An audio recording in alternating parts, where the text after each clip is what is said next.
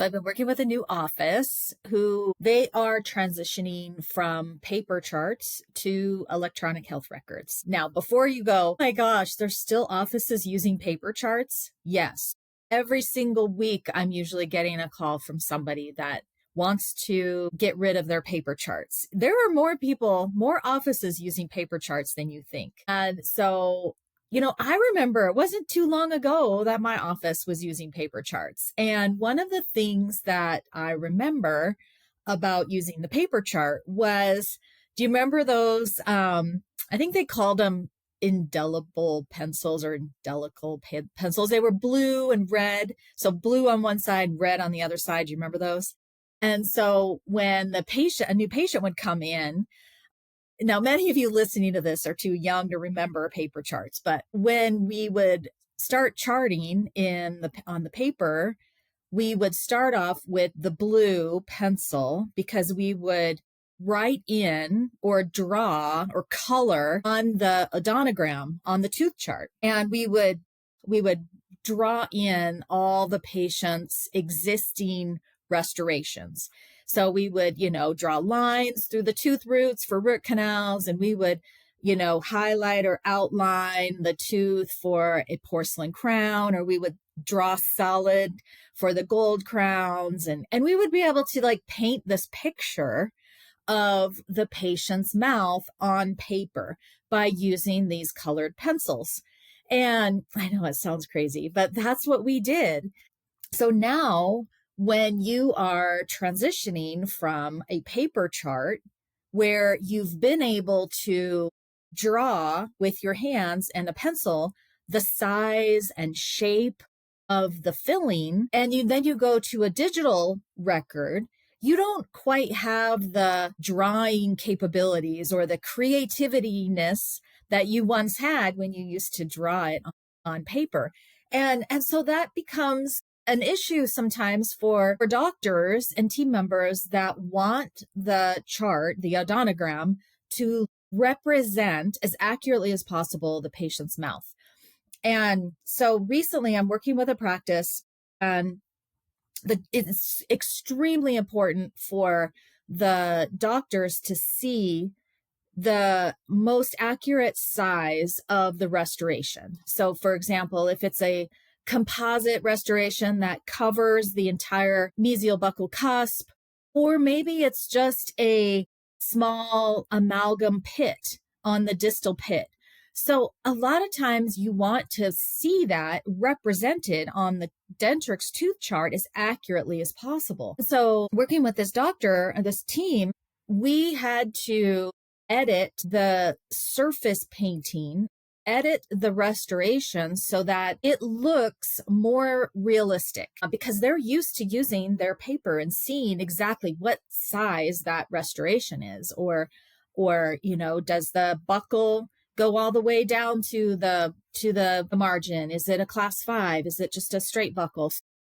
So what we had to teach the team is not only how to chart the existing restorations and the treatment planned restorations as accurately as possible, so that they did feel a lot more comfortable eliminating their paper chart. And so I thought that would be a really good thing to talk to all of you about, because if it was really important for this practice, you might not know that you can actually edit or change the size of a restoration when you are charting existing or charting treatment plan.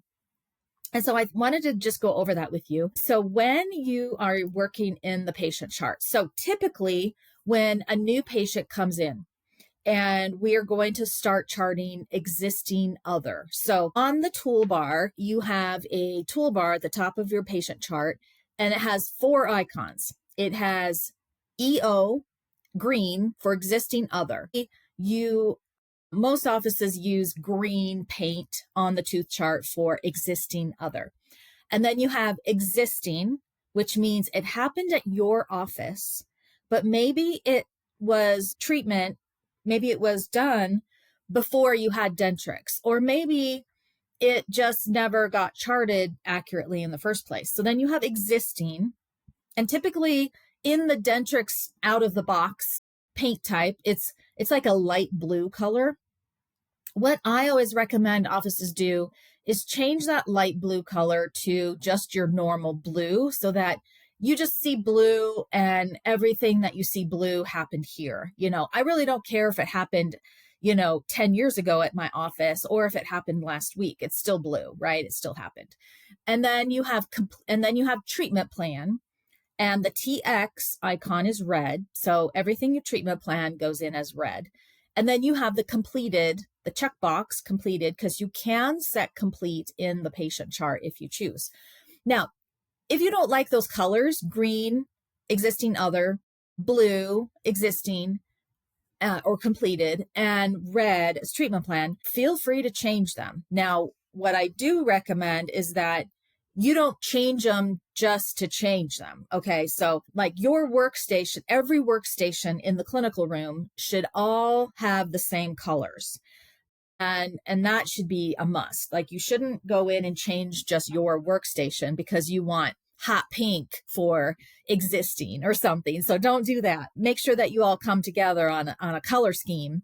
And then you can always save the color scheme in your settings. But what I want to get to is when you're charting, say you're charting existing others. So patient is a new patient in your chair and you're charting the existing missing teeth.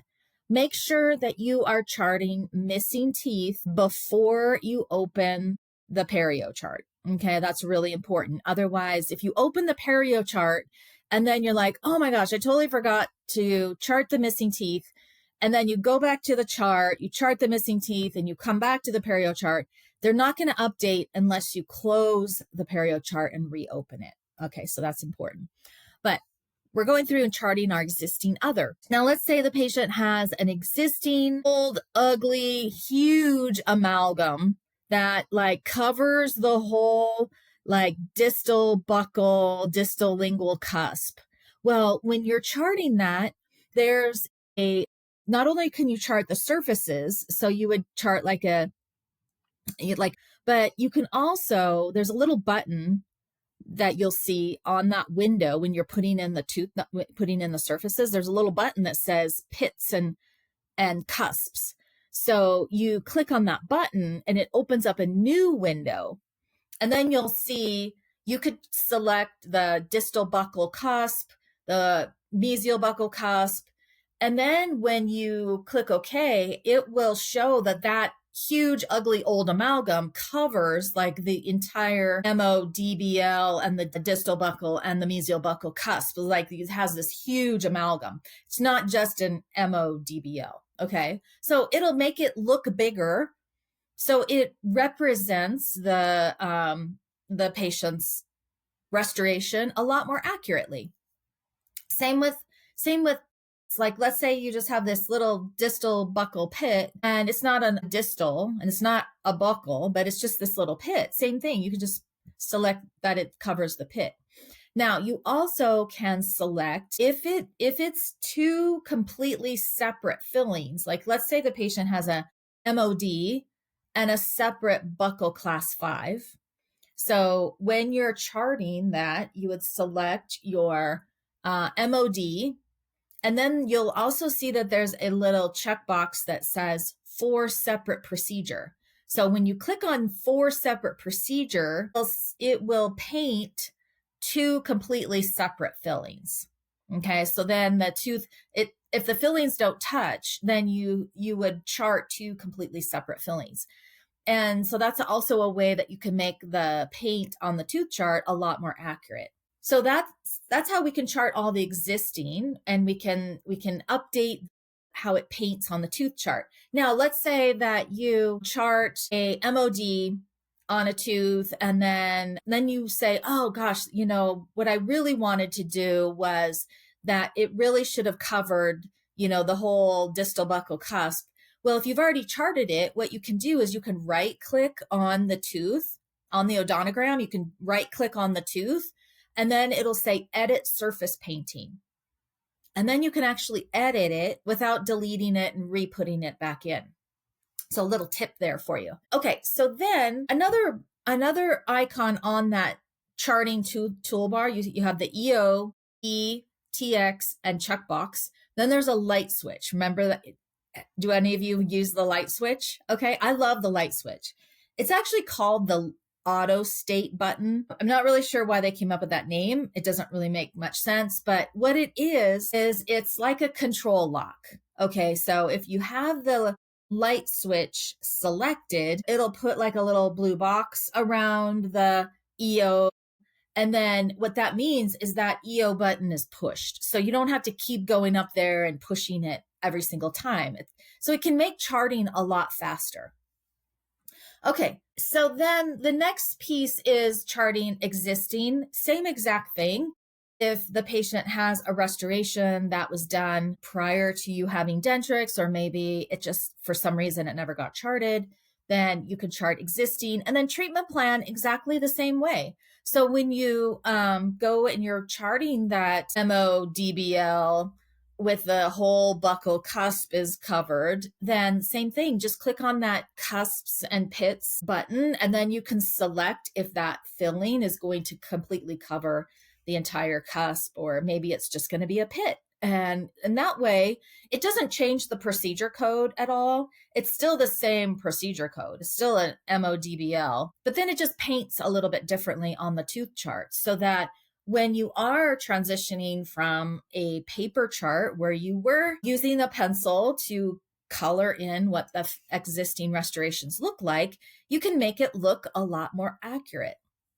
Okay, another thing that I wanted to give you a tip about was, let's say, for example, that you are transitioning from paper charts to electronic charting, and you're going in and you're adding in a lot of restorations from the paper chart. Well, I want you to remember that Dentrix paints on the tooth chart in chronological order. So if you're entering in a lot of existing restorations, it sometimes is a really good idea to backdate it on the tooth chart so that the existing restorations are painting underneath any treatment plan, any new treatment plan restoration. So just wanted you to know that it paints in chronological order. So you may find that you do have to backdate some restorations, some procedures on the tooth chart. And you can do that just through the progress notes. You can go in and backdate it. And then if you also have, maybe there's a procedure that's no longer there. So let's say that you placed an implant. I don't know, let's say you placed an implant 10 years ago, and or let's say the patient came in for, they had an existing restoration, and maybe they had an existing implant, but then, then the patient comes in to see you, and the implant is failing. They go to see an oral surgeon. The oral surgeon removes the implant. Well, then you have to take the implant off of your tooth chart. So if you ever have to remove something off the tooth chart, you can't delete it.